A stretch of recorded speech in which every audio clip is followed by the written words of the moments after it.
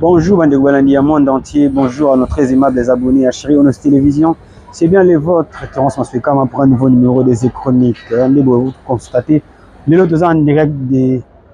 stade des martyrs ici, plutôt en évolution, mais ça, ils ont pour un concert et événementiel où ils allaient déjà pour ces samedi 24 juin, grand concert où ils allaient événement, il y a Ferrigo là. En gros, on a une équipe qui tout ça la descente pour constater ndenge évolution ezali kosalama ndenge nini makambo ezali kokende vala na kolakisa bino na bilili ndenge évolution vraiment ya misala ezali kosalama ndenge bazali kobongisa sécurité ndenge bazali kobongisa podium makambo nyonso ezali kosalama so bomona déjà na nsima na ngai installation ya podium se ebandaki déjà voilà donc toyokaka nde tolobaka Chérie Onos Télévision toujours au centre de l'actualité toyokopesa bino vraiment en exclusivité évolution ya makambo awa na kati ya stade des martyrs. Voilà, c'est bien les vôtres, hein, Terence Maswekama. Si vous êtes ici pour la première fois, n'hésitez pas à vous abonner, à liker, à partager les vidéos. Et ceux qui ont besoin de la situation, de la remarque, voilà, n'hésitez pas à vous la biso. Et que ça là vraiment que tout bon, ça moussala tout qui déclare toujours en commun d'accord, tout ça toujours la même morale pour moussala biso qui biso. Vous s'abonner, vous partager, bah bien ça biso vraiment qui toko. Merci na bodia ba soutenir biso. Ba ko pesa biso déjà force. Donc on a mon abongo à partir à Paris les grands frères propres donc ni ba le kolayo donc il est bongi Djibril Biaki na pesi. Merci na yo, merci na BHK business hein. Ndenge ali pena ko pesa makamflat hotel moko ya propre bato ba otamikili. Nanjili commerce, nanjili na quartier 8 wana na veni bon quoi donc toza wana mobimba. Flat hotel mo ya propre donc il y a kimia donc courant makamutu qui tokos net na film que les moments sociaux la plus beauté. Charlie Maswekama grand frère propre makamutu OK donc combattant samba. La plus beauté na bana vous allez bakor Rolanda biso voilà donc tout ça awa total la évolution makambo ndenge za ko salama. Déjà il faut constater qu'il y a une différence entre la stade des martyrs et Beta Makine et Ferrigo là. Voilà côté stade des martyrs, côté évolution à travaux où était le stade des martyrs, il y a un moment où on salamati. Dans le concert précédent, tu Beta Makia wa Tomonaki Ninga Makambo les kaki Tomonaki Ninga Makambo Zalaki. L'autre fois dans une vidéo na Salara na Lobarak les lots au sala 80 000 places na stade des martyrs, ça vraiment en tout est vraiment en ordre donc pour le concert Betaki avant le concert Betaki précédemment awa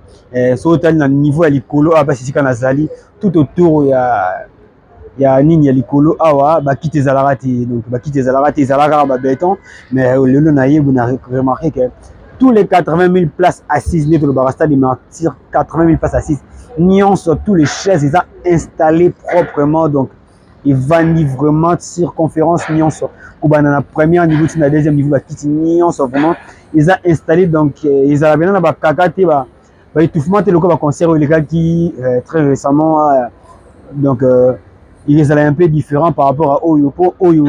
voilà donc ba chaise pena ba siège nuance ils ont vraiment assuré donc mon homme d'orvan na petite naïe propre makambo ba numu te étouffement ni tout et puis dans la saison sèche donc dans la saison où il y a fraîcheur et la ngezali makamutu vraiment côté on ngezala bien na moni pe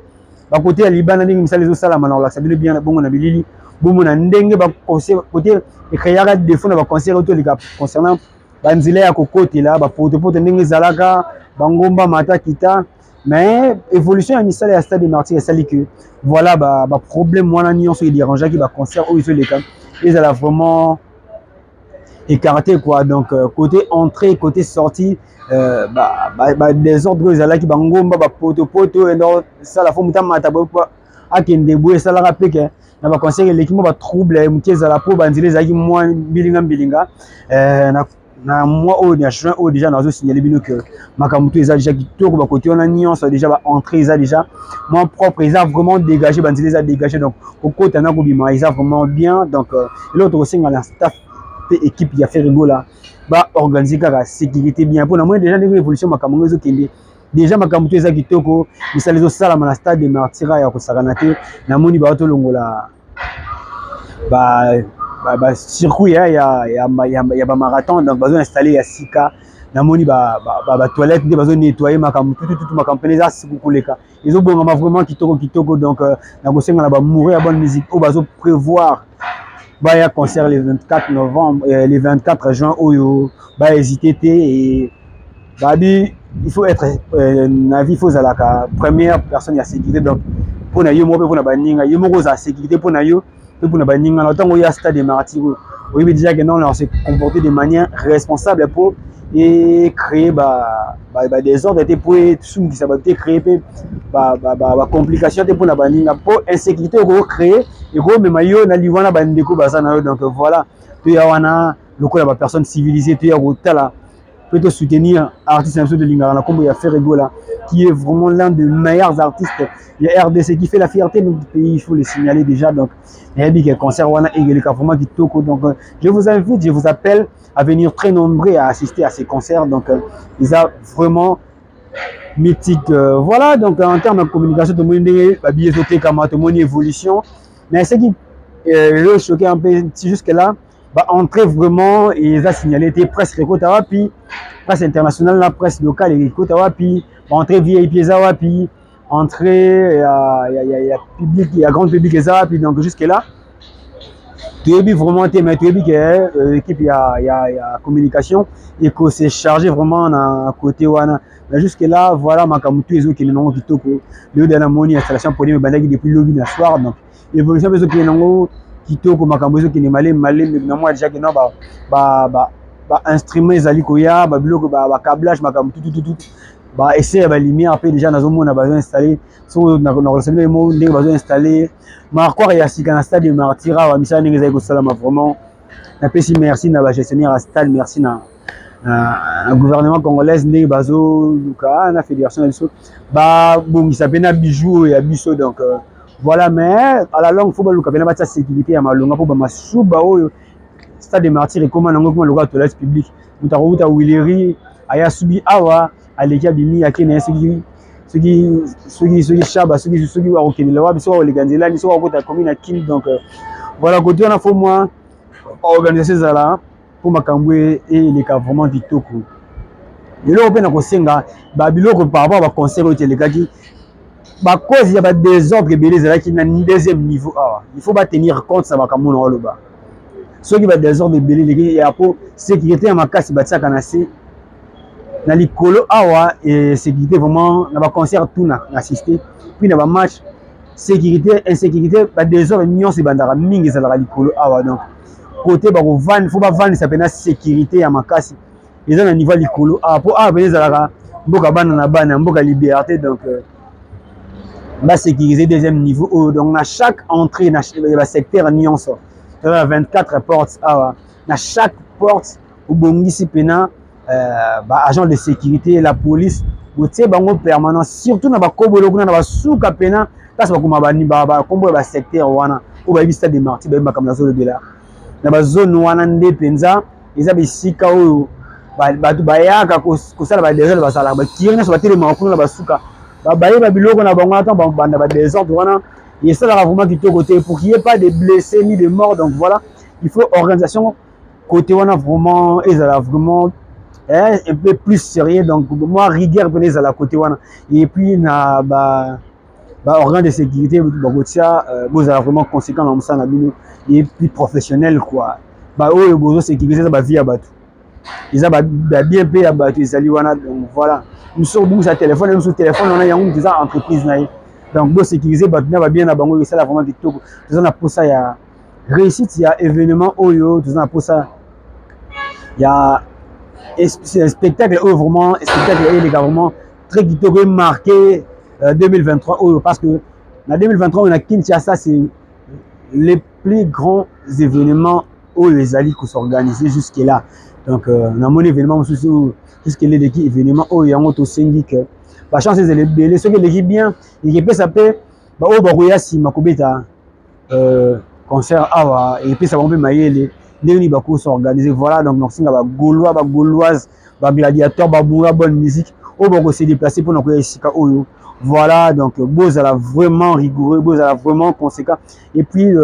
bozala discipliné surtout discipliné on a vraiment ça là que voilà bozala la différence na fan mususu na ba concert mususu voilà donc discipliné zala soki bo moni kulu na bo moni mutu moko bo alinga be événement Bo interpeller, bo bengi, bato bakangi, bino bo simbi boké na voilà. Mais tout est dans les calmes, dans les respects. Il y a baninga dans le respect environnement, donc dans le respect. Il y a événement monene, donc voilà, bah Gaulois, bah les gens à cannabis, tout le monde dit papa Hervé Ferrego là, les padres, il y a ça déjà, où il y a quelque chose là, stade des martyrs, déjà loué, podium déjà, ils ont installé, donc Fadam déjà quoi. Mais ma camouflage au salama, bah billet, on a bateau tegela bino, bon continuer pour sombre ba point de vente, ils a connu na ba communion. Mais au plus ça la descente,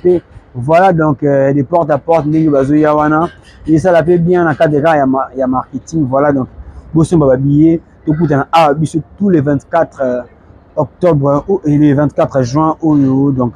tout fêter ça fête ya musique. Ils a fait ya bateau balinga faire rigolo. Et a fait ya bateau balinga ka rumba. Et a fait ya bateau balinga ko sepela donc o balinga ka ndule vraiment donc boye ebele inshallah nzambe aza na biso makambo mpenza eleka kitoko donc loboko nkolo nde ntango ye moto aza maître ata na circonstance donc biso toproposaki ye moto akodisposer makambo to afin ke événement oyo eleka kitoko donc je dis déjà merci na bato bakocontinue kosoutenir biso oyo bapesa biso mpena force napesi mbote Christian Kimbota de tout le temps garçon ju napesi yo mbote masa na nga Eli Bailo de Pelicarno Gaulois Michel Diakese Playboy Gaulois, donc depuis Paris, on a fait sur Bambote, Yves Mantu, la conseiller privé. Carlos Poul, petit frère propre, merci Mabiala. Issamour,